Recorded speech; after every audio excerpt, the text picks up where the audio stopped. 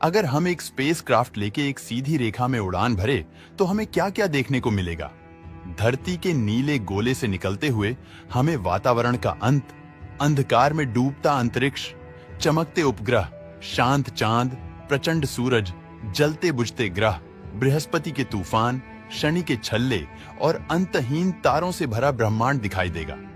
दोस्तों, शुरुआत करते हैं। हमारी पृथ्वी से सबसे पहले हम धरती को देखते हैं। धरती गोल है, लेकिन हमें लगती है सपाट, क्योंकि हम उस पर खड़े हैं। लेकिन जैसे हम ऊपर निकल रहे हैं, हमारे चारों तरफ हवा है। यही हमें सांस लेने देती है। यह हवा धीरे धीरे ऊपर जाते जाते पतली होती जाती है। तो सोचिए, जब हम ऊपर जाते हैं तो सबसे पहले हमें क्या मिलता है? हवा का खत्म होना, आसमान का नीला रंग धीरे धीरे काला होना। नीला आसमान क्यों दिखता है? क्योंकि सूरज की रोशनी हमारी हवा में बिखर जाती है।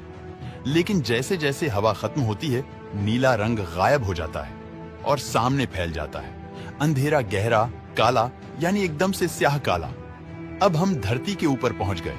नीचे गोल गोल धरती नीली और सफेद दिखाई दे रही है।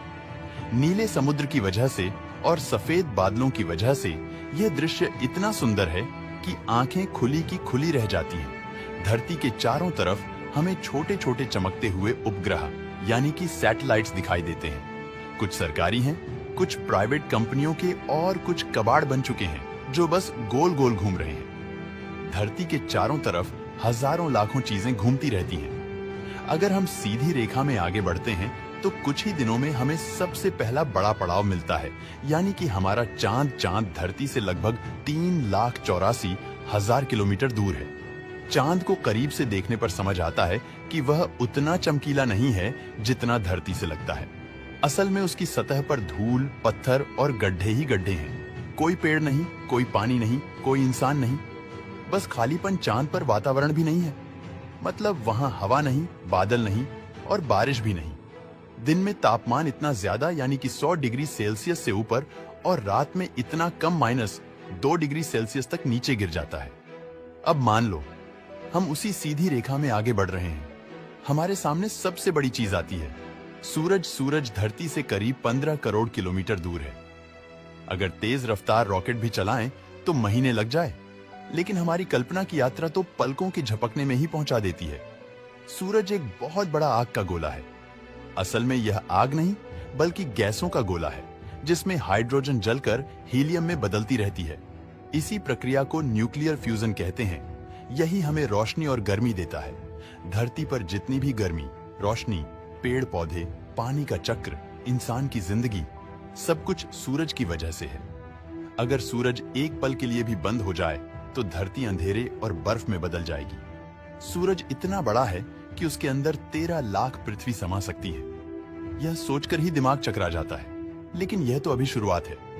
सूरज के बाद असली सफर शुरू होता है, क्योंकि सूरज के चारों ओर और भी ग्रह घूमते हैं। बुध, शुक्र, मंगल, बृहस्पति, शनि, अरुण, वरुण और इन सब के आगे फैली है पूरी आकाशगंगा, यानी कि मिल्की वे गैलेक्सी। हमारी सीधी यात्रा में सूरज के सबसे नजदीक का ग्रह आता है। बुध छोटा है, धरती के चांद से थोड़ा बड़ा।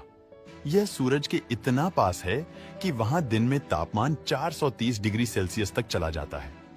सोचो, वहां कोई लोहा रख दें तो पिघलने लगे। लेकिन जैसे ही रात आती है, तापमान 0 से 180 डिग्री सेल्सियस तक गिर जाता है। मतलब दिन रात का फर्क इतना खतरनाक है कि वहां कोई इंसान नहीं टिक सकता। ना हवा है, ना पानी है, ना पेड़ हैं, बस पत्थरों का रेगिस्तान है। अब हम सीधी रेखा में आगे बढ़े और पहुंचे शुक्र पर। शुक्र को लोग कहते हैं धरती की बहन, क्योंकि आकार लगभग बराबर है। लेकिन शुक्र पर हालात सबसे बुरे हैं। उसका पूरा वातावरण, यानी कि हवा कार्बन डाइऑक्साइड से भरा है।